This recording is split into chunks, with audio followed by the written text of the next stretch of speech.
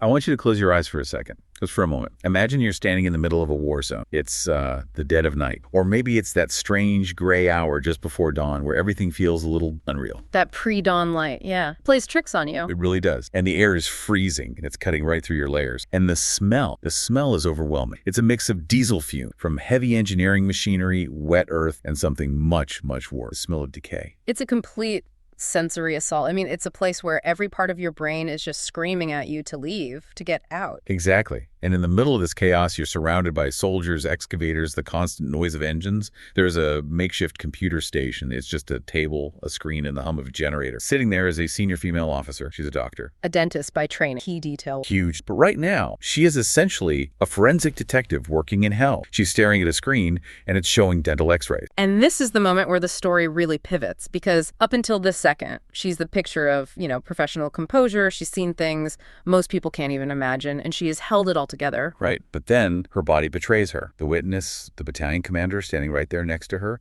a man who has seen his share of combat, he describes it so vividly in the source material, her hands start trembling on the... Not just a little shit. No, a violent tremor. He says her fingers are vibrating so hard she can barely type. Then her eyes turn red. A single tear rolls down her, looks up from the screen, locks eyes with the command. That smile, after all that, that's the signal. It says everything. It says, we found him. That's the moment Operation Levamits succeeded. Levamits, Braveheart. A fitting name, really. It really is.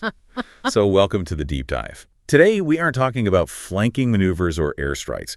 We aren't going to be looking at maps of territory C. We are looking at a stack of material centered on a deeply personal, incredibly detailed account from a battalion commander in the Alexandroni Brigade. A man they call Kodkod Levamits. That's the one. And we're going to break down the mission to recover the body of Ran Gvili. And honestly, this sounds like a movie script, but the level of scientific precision, the sheer logistics involved here, it's just mind-blowing. It really is. And I'm glad you set the scene that way because it highlights what this deep dive is actually. It's not about combat in the traditional sense of guns and tanks. It's about the logistics of dignity. The logistics of dignity. I like that phrase. It feels heavy, but it's perfect. Well, think about it. You have a battalion of combat soldiers. These are tough guys, trained to storm positions, trained to neutralize threats. And suddenly, their primary mission to become forensic archaeologists under fire. It's a total paradigm. Completely. They aren't looking for an enemy to fight. They are looking for one specific person in a landscape of total destruction. They're there to,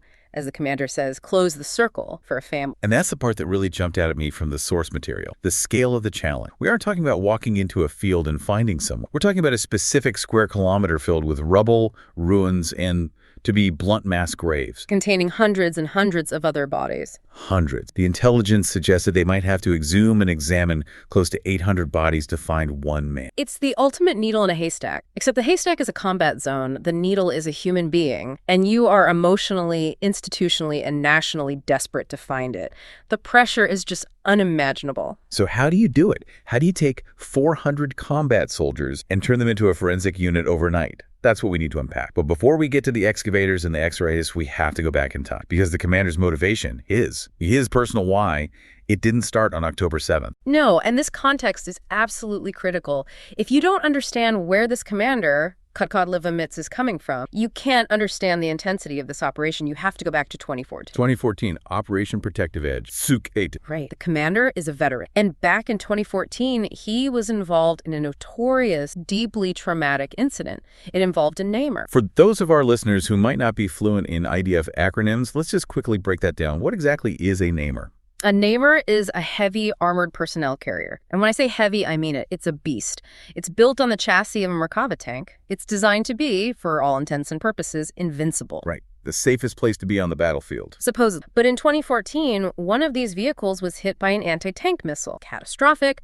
The vehicle caught fire. The explosion was immense. And the commander's job at that time was to sift through that wreckage. An absolutely horrific task. Unimaginable. And you have to remember the geopolitical and psychological back. Hamas was claiming they had captured a soldier from that ape, Oran Shal, alive. They were broadcasting his idea. It was psychological warfare at its... So the entire country of Israel is holding its breath. Is he a prisoner? Is he alive? Is he suffering somewhere in a tunnel? Exactly. And this commander is inside the burnt-out husk of this vehicle, looking for forensic evidence to prove one way or the other. He talks about finding tiny find. That phrase, tiny find. It's so detached for some so horrific. It has to be, though, right? You have to compartmentalize to do that job. You have to. It is clinical, but that clinical detachment. In the world of the military, rabbinate, and forensics, those tiny findings are the difference in a family living in the torture of uncertainty for decades, wondering if their son is being held in a dungeon, or a family being able to begin the mourning process. Because if you find enough evidence, if you can prove it scientific. If you find enough distinct forensic evidence that proves, beyond any doubt, that life is no longer, the chief rabbi can make a ruling. He can declare the soldier a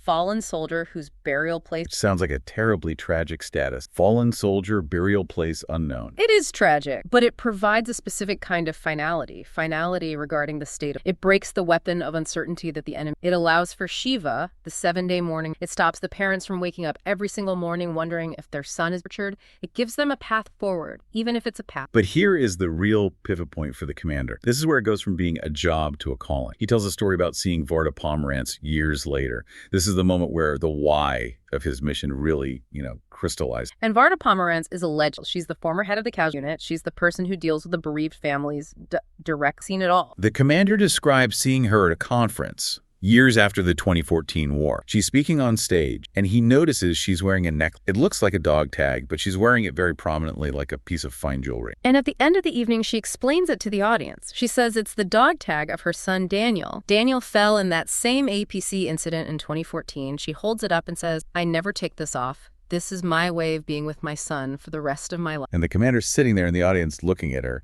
and this realization just hits him like a truck. I found that. It's a shiver down the spine moment. He realizes she doesn't know this, but I was the one. I was the one who sifted through the ash and the melted metal and found that specific metal tag. He never told. No. He kept it to himself. But that moment changed his entire philosophy, didn't it? He realized it wasn't just about bureaucracy or checking a box, procedure. It shifted everything. Completely. It shifted the whole paradigm for him. Yep. He realized that his profession, recovering bodies, it isn't actually about death. It's about life. Say more about that. That's a powerful idea. It's about the life of the mother, the father, the siblings who are left behind. If he brings back a dog tag or a bone fragment or a body, he allows the family to continue living. Without that physical proof, without that closure, they are frozen in time. They are stuck in that burning ape forever. That is such a powerful reframing. It's not cleaning up the battlefield. It's a rescue mission for the souls of the living. That's it, exactly. And that ethos, that deep personal understanding that he is fighting for the sanity and the future of the families, that is what he carried with him into the morning of October. Let's go to that morning. Yeah. Because the contrast he paints in the source material is it's jarring. It's almost literary in how sharp the divide is between the before and the after. It's the ultimate calm before the storm trope, but it's real life. And that makes the transition so much more violent and shocking. So the setting. His battalion, it's about 400 soldiers. And interestingly, most of them are graduates of Netzach Yehuda. Which is an important detail. That's the Haredi, or ultra-Orthodox battalion. So these are guys who combine serious, devout religious observance with combat. It's a unique demographic in the idea. So these aren't just soldiers. They are men of deep, abiding faith, which becomes very important later in the story. And where are they? They're in a hotel in Tiberias on the Sea of Galilee.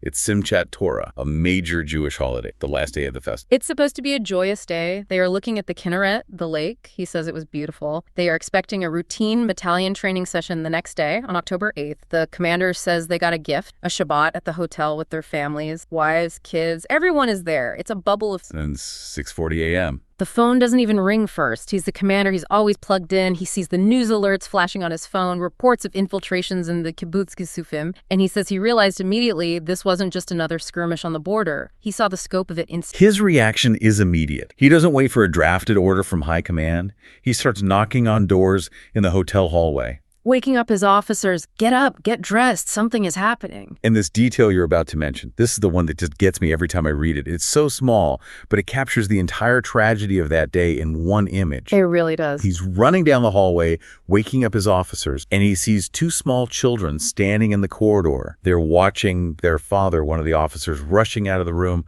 pulling on his boots. And they're just confused. Why is Dad leaving? Why is someone banging on the door? It's a holiday. We're supposed to go to the lake. And the commander, in the middle of this chaos, he stops. He actually stops for a second. He looks at these kids and he tells them, the war has started in the South. Can you imagine hearing that as a child?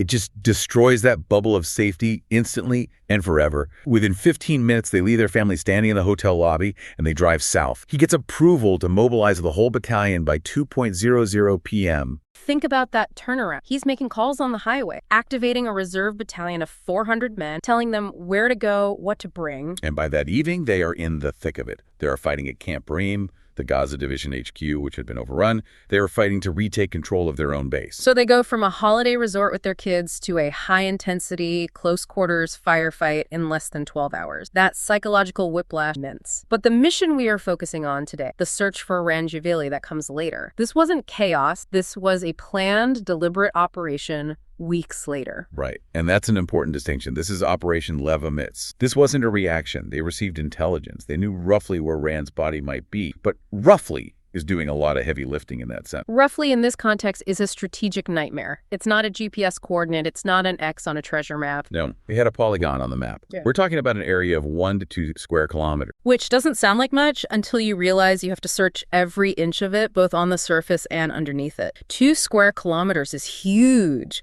when you are looking for a human body that has been buried underground. And the intelligence wasn't, he's under this specific tree. The intelligence indicated that the area contained mass burial sites. This is the grim reality. They expected that to find Ran Gvili, they would have to exhume and examine close to 800 bodies. Pause on that number, 8. These are likely a mix of terrorists who were killed during the initial fighting and then hastily buried by their own force and perhaps, tragically, other victims. But for the soldiers, it means digging up a graveyard of enemies. And the commander emphasizes that the area isn't a neat cemetery with rows of headstones, a ruin. He says there are shivers, fragments of buildings, there are open pits, there's rubble, there's destruction everywhere.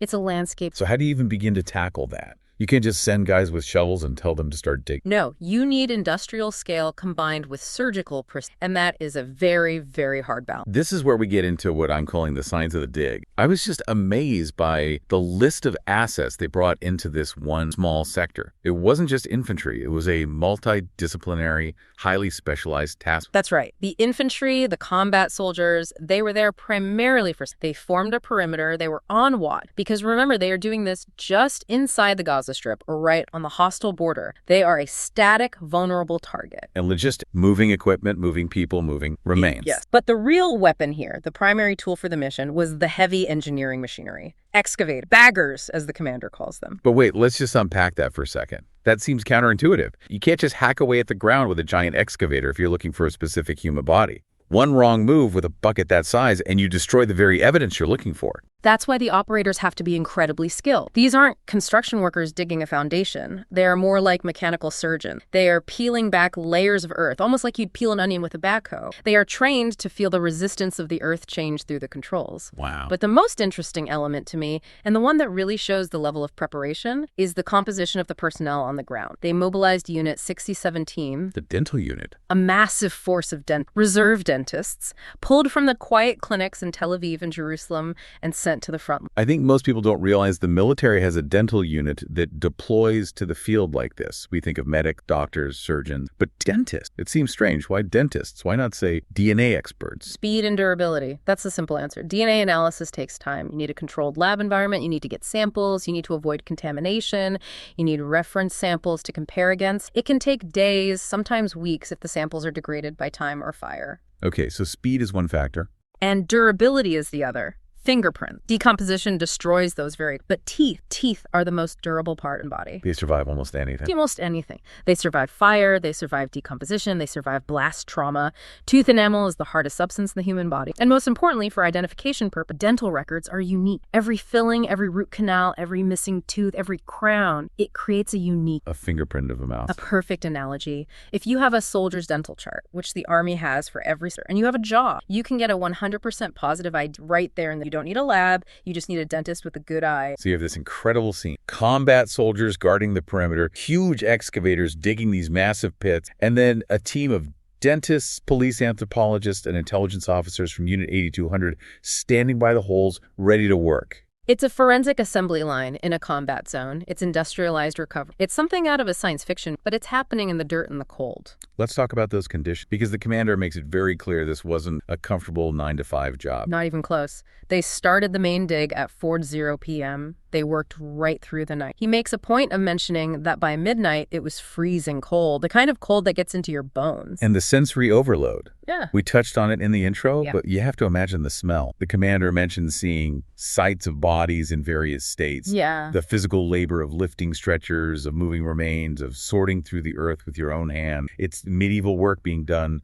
with modern tools. And the pressure from above. The division commander gave a direct order: do not stop, 247, continuous operation. Why the rush? Was it just a security concern? That was part of it, for sure. The longer you stay in one place, the more time the enemy has to zero in on your position. You're a sitting duck when you are digging. You are static, but it's also psychological. How so? If you stop, you give time for doubt. You give time for the enemy to regroup or lay trap. And for the soldiers themselves, stop. The exhaustion hits you like a physical blow. You have to keep the momentum going. The mission ethos is get in, find him, and get out. Don't linger in this death. So describe this assembly line. How do they process potentially 800 bodies without losing their minds or, crucially, making a mistake? Because if you miss him, if you accidentally classify him as a terrorist and rebury, gone forever. The system they set up is actually quite brilliant in its cold logic. It's a triage designed to handle immense volume with maximum accuracy. They set up different stations. Okay, so walk us through it. The excavator pulls a body or remain from the ground. Then what happens? Layer 1, initial triage, or what they call intake. This happens right there at the edge of the pit. A pair of dentists examines the remains immediately, right there in the dirt. Right there. No time is wasted. They are looking for immediate, obvious mark. They're doing a first pass on the dental. If the body is clearly not the target, say, the dental work is completely inconsistent with a young Israeli male, or the age is obviously wrong, or it's a different sex, they move on very quickly. Then layer 2, if it passes that first check. A specialist exam. The remains are moved to a second station where a more senior dentist verifies the findings of the first pair. This is the quality control step. You absolutely cannot afford a false positive, and you definitely cannot afford a false negative, accidentally tossing the body you are looking for back into the pile. And there is even a third layer of verification. A final verification. A third check by another senior officer before anything is confirmed. And all of this is being supported by technology.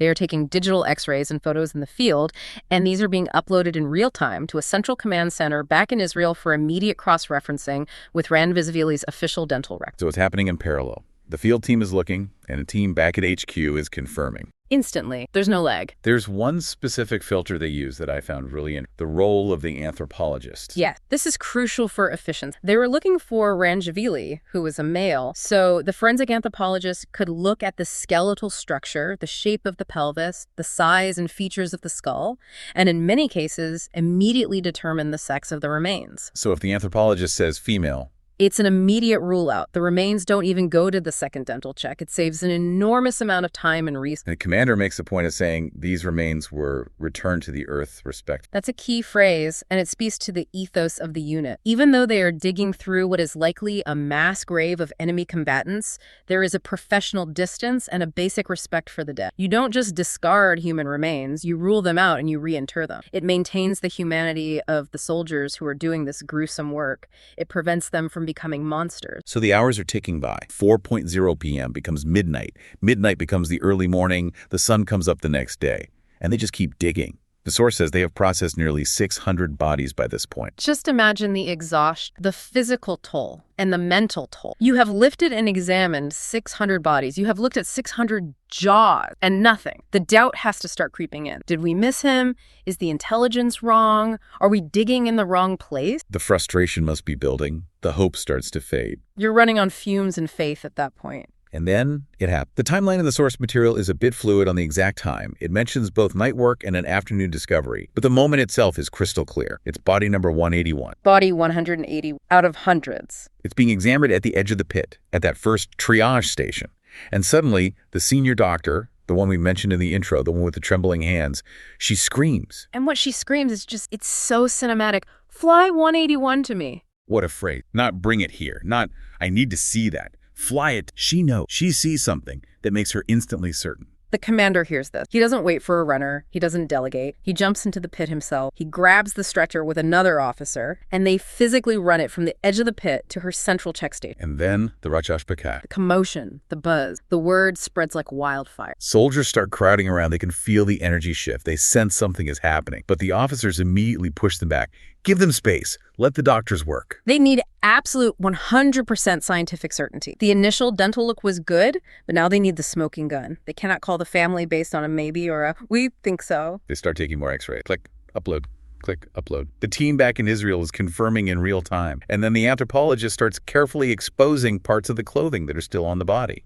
And this is where all the puzzle pieces just snap together. You have to remember, Ran Gvili was a police officer who fought on October 7th. He wasn't in standard IDF fit. He was in the uniform of the Yassam, the Special Patrol Unit of... They find police trousers. And then the final piece, they find the pat. That's the rail or a specific part of a pistol. A police-issue weapon. A police-issue weapon. The certainty grows. The dental data on the screen matches perfectly. The clothes match. The weapon match. The doctor looks up. She smiles through the tears. Now, here is the part that reveals the incredible discipline. The commander knows. The doctors know. The senior staff know. But the commander makes a decision. He decides not to announce it to the soldiers yet. Why? That seems almost cruel. These men are exhausted. They've been working for over 24 hours. He says, we needed to keep working. That is just incredible discipline. If you announce, we found him, everyone stops. The adrenaline crashes. That psychological wall they've built to do this work just collapses. But technically, until the order is given to stop, the mission is ongoing. There might be other things to find. Or perhaps he just wanted to be 1,000% sure before releasing that massive wave of emotion.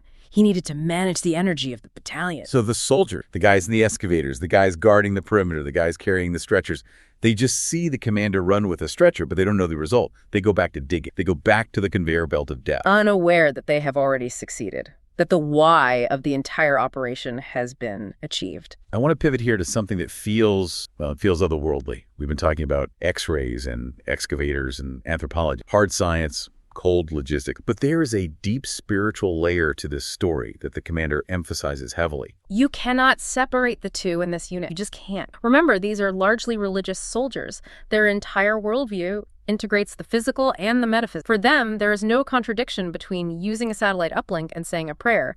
To them, the satellite uplink is just another tool provided by God. And there is a very specific story about a rabbi. Right. And this happens around 1:00 p.m. on the day of the discovery. So this is about an hour or so before they actually found body 181. A rabbi from another battalion shows up, and the commander says nobody knows exactly where he came from or how he got there. He just lands in the sector. And he's insistent. He wants to lead them into prayer, the afternoon prayer. The commander says, okay, of course. So they stop for a few minutes. They pray amidst the rubble and the noise of the mission. And then the rabbi turns to the commander and says something incredibly bold. He says, I am telling you now, within 3 hours. Now, you have to put yourself in the commander's shoes for a second. He's looking at a square kilometer of chaos. He's looking at a potential 800 graves. He's been digging for nearly 24 hours. He's exhausted. His men are exhausted. And this rabbi just says 3 hours. The commander is, understandably, skeptical.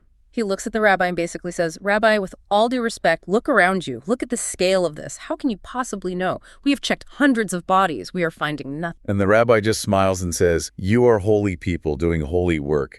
I will stand here and wait for you to bless me after you find him. 3 hours. And let's look at the timeline from the source. The prayer was at 1:00 p.m. They pulled body 181 Ran Gvili around 2:00 p.m. Confirmation around 2:4. Well, within the 3 hours. It creates this fascinating duality that defines the whole operation. You have the most advanced dental forensics available, satellite uplinks, heavy machinery, and a rabbi making what amounts to a prophetic promise based on... And for the commander and his men, those two things aren't contradictory. They fuel each other. Exactly. The technology is the tool. The faith is the fuel.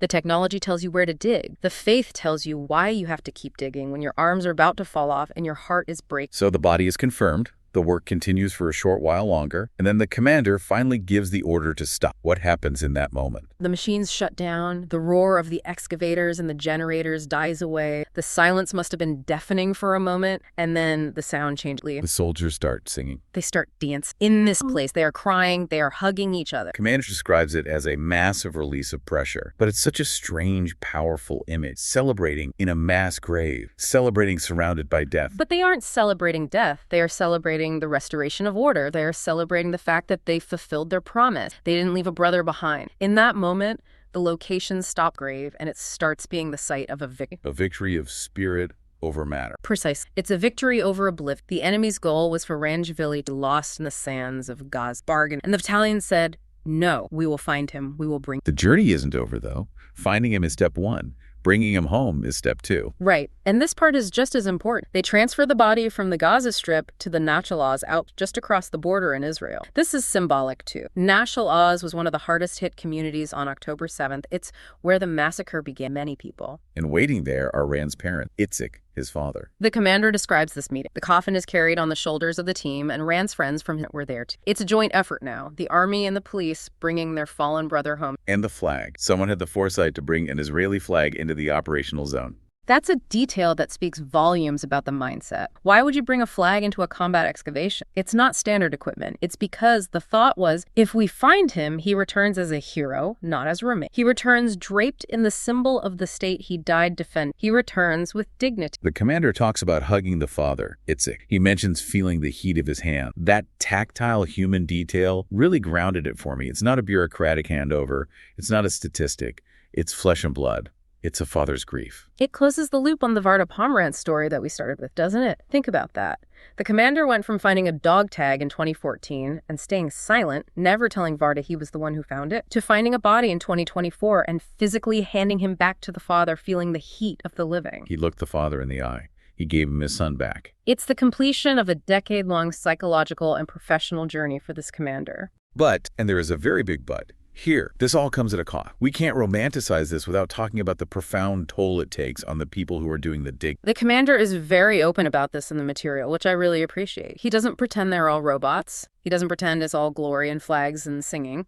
He mentions one officer specifically who is currently struggling with severe PTSD. He says over 100 soldiers in the unit are in processing or therapy for mental health. That is 25% Italian. Just think about that one. And it makes perfect sense. These men are seeing things that human beings are not wired. They're handling death, graphic, decomposed, and violent form, day after day after day. They are smelling things you can never unsmell. They're carrying burdens you can't just put down a day. But there's a text message the commander meant. It's from that specific officer with severe PTSD, the one who was struggling the most. And the officer wrote that this specific moment, the moment they found Ran, gave him the strength to cope. He said it gave meaning to the trauma. That's the key, isn't it? Meaning, if you dig through rubble for days and find nothing, it destroys you. It's just pointless horror. But if you dig through rubble and bring a son home to his mother, it's still traumatic, but it has purpose. It has a why. Viktor Frankl, the Holocaust survivor and psychiatrist, wrote about this extensively. Man's search for meaning. He argued that a human can endure almost anyhow if they have a why. For these soldiers, bringing Ran home was the why. It transforms the suffering into sacrifice. Suffering without meaning is despair. Suffering with meaning is sacrifice. The Army also has support systems in place. He mentioned the Kaban. The mental health officers, he calls them angels, and they are embedded with the troops. This shows how much the military has learned from previous wars. You don't just wait for the soldier to crash when he gets home. Therapists in the field, with the units, treating the mind just like you would treat a bullet. The commander says something profound about their core motivation. He says, "We tied our fate to the hostages and the fallen." It's a covenant, a blood pact.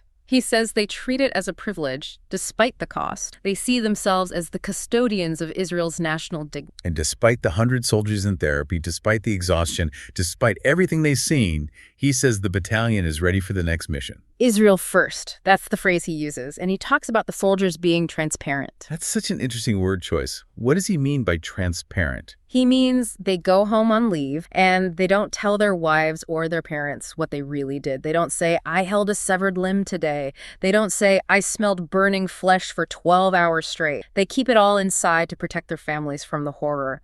They are transparent in the sense that society looks right through them, seeing the uniform but not seeing the incredible burden they carry in. They absorb the horror so their families and the rest of society don't have to. But they continue.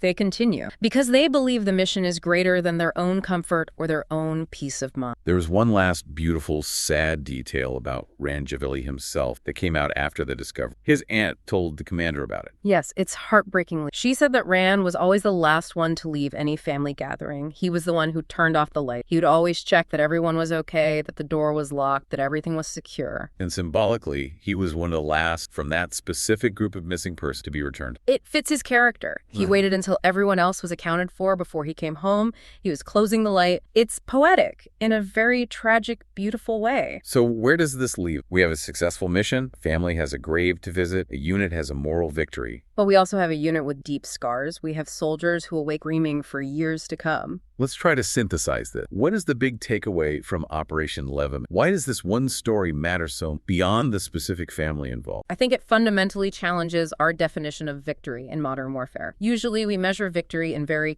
territory seized, enemy combatants neutralized, or strategic assets. Right. It's about lines on a map, flags on hill, body counts of the enemy, tangible gain. But here, the entire might of a combat battalion, the budget, the risk to life, the technology, it was all deployed for something that has a zero military. Recovering a body doesn't help you win the war.